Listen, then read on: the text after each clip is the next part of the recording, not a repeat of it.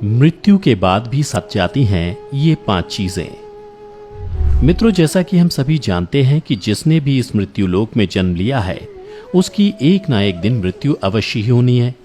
और आमतौर पर ऐसा माना जाता है कि जब किसी की मृत्यु हो जाती है तो उसके कर्म को छोड़कर उसके साथ कुछ भी नहीं जाता, परंतु ऐसा नहीं है।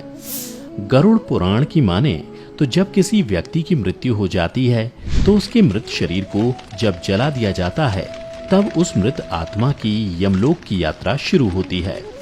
और इस रास्ते में उसके कर्म के साथ साथ और भी जीवन काल में की गई 4 चीजें साथ जाती हैं। यानी मृत्यु के बाद मृत आदमी के साथ 5 चीजें हमेशा उसके साथ रहती हैं। और जब उस आत्मा का पुनर्जन्म होता है तो ये 5 चीजें उचित समय आने पर आत्मा के साथ फिर नए शरीर में प्रविष्ट हो जाती हैं। तो चलिए जानते हैं कि वो 5 चीजें क्या हैं जो मृत्यु के बाद भी इंसान का पीछा नहीं छोड़ती। नमस्कार दर्शकों, द डिवाइन टेल्स पर आपका एक बार फिर से स्वागत है। गरुड़ पुराण में जिन 5 चीजों का उल्लेख किया गया है उसमें सबसे पहला है कामना। कामना गरुड़ पुराण की माने तो पुनर्जन्म के समय कामना मनुष्य और दूसरे जीवों को फिर से नए शरीर को धारण करने में सहयोग करती है। कामना के अनुसार ही मनुष्य को नए शरीर की प्राप्ति होती है।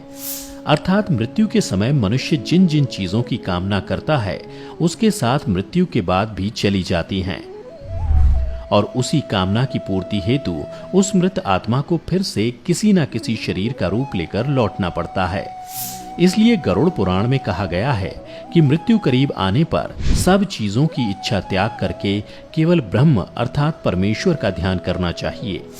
अगर कामना लिए चले गए तो फिर नए शरीर में लौटना पड़ेगा। कामना के बाद जो चीजें मनुष्य के साथ जाती हैं वह है वासना। गरुड़ पुराण का मानना है कि कामना वासना का ही साथी है। वासना एक ऐसी चीज है जिसका कोई अंत नहीं है। मृत्यु शैया पर भी मृत आत्मा वासना से मुक्त नहीं हो पाती है। अब सवाल उठता है कि वासना क्या है। तो मित्रों, आपको बता दूं कि सांसारिक सुख की चाहत ही वासना है, जबकि ज्यादातर लोग वासना को केवल शारीरिक इच्छा की पूर्ति मात्र समझते हैं, लेकिन ऐसा नहीं है। गरुड़ पुराण के अनुसार जो मनुष्य मरते समय भी अपने जीवन साथी, बच्चों, परिवारजनों के बारे में सोचता रहता है, साथ ही उनसे मिलने वाले सुख दुख को सोचता रहता है और अधूरी चाहतों को लेकर छटपटाता रहता है, इसी छटपटाहट में उसके प्राण निकल जाते हैं। गरुड़ पुराण में इससे जुड़ी एक कथा का भी वर्णन किया गया है, जिसके अनुसार राजा भारत की चाहत एक प्यारे हिरण के बच्चे में थी। उसे सोचते हुए राजा के प्राण निकल गए, जिसके परिणाम स्वरूप अगले जन्म में राजा भरत को स्वयं हिरण के रूप में जन्म लेना पड़ा। इसलिए कामना और वासना को मृत्यु के करीब आने पर मन पर हावी नहीं होने देना चाहिए, नहीं तो मृत्यु के समय आप जो भी चीज की इच्छा लिए प्राण त्यागते हैं, अगला जन्म उसी योनि में होना निश्चित है। वासना के बाद जो चीजें मृत्यु के बाद भी इंसान के साथ बनी रहती हैं, वह है उसके द्वारा जीवन भर किए जाने वाला कर्म। गरुड़ पुराण का मानना है कि मनुष्य जीवन भर कर्म करता है, चाहे वह कर्म अच्छा हो या बुरा हो, वह मृत्यु के बाद उसके साथ सदैव बना हुआ रहता है। गीता में भी कहा गया है कि कोई भी मनुष्य बिना कर्म किए एक पल भी नहीं रह सकता। मृत्यु करीब आने पर आत्मा शरीर द्वारा किए गए कर्मों की स्मृति को समेट लेती है। ये कर्म ही मनुष्य को परलोक में सुख और दुख देते हैं और इन्हीं के परिणाम से अगले जन्म में अच्छा बुरा फल प्राप्त होता है।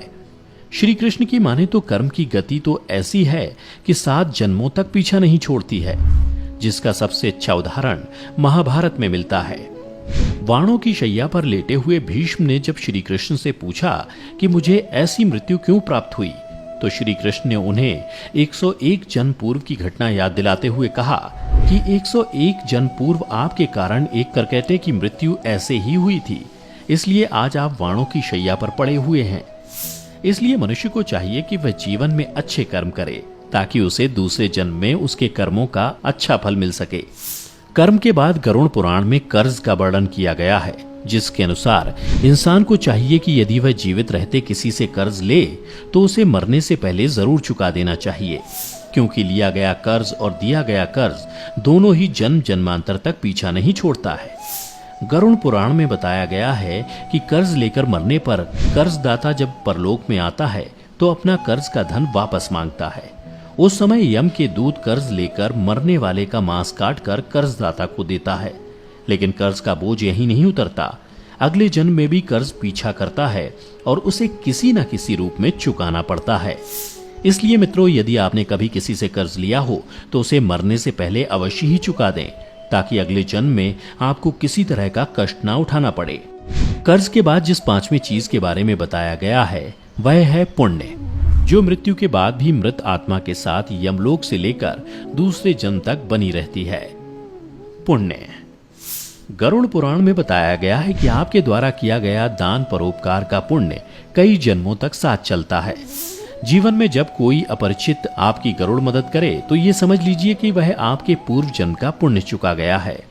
शास्त्रों में दान पुण्य को बैंक में रखे धन की तरह कहा गया है, जो बुरे वक्त में समय समय पर काम आता है। इसलिए मनुष्य को पुण्य रूप धन को जीवन भर जमा करते रहना चाहिए। अक्षय तृतीया, अक्षय नवमी, माघ पूर्णिमा, कार्तिक पूर्णिमा, गंगा दशहरा, मकर संक्रांति कुछ ऐसे दिन हैं जिनमें किया गया दान पुण्य कई जन्मों तक व्यक्ति को सुख देता है और ये पुण्य जन्मों जन्म तक आपके साथ बना रहता है।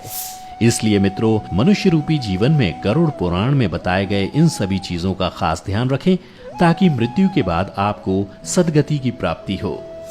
तो मित्रों, उम्मीद करता हूं कि आपको हमारी ये कथा पसंद आई होगी। अगर पसंद आई हो तो इसे ज्यादा से ज्यादा लाइक और शेयर करें। साथ ही अगर आप पहली बार हमारे चैनल पर आए हैं तो हमारे चैनल को अभी सब्सक्राइब कर लें, और अगर आप ये वीडियो हमारे फेसबुक पेज पर देख रहे हैं तो पेज को लाइक करना ना भूलें।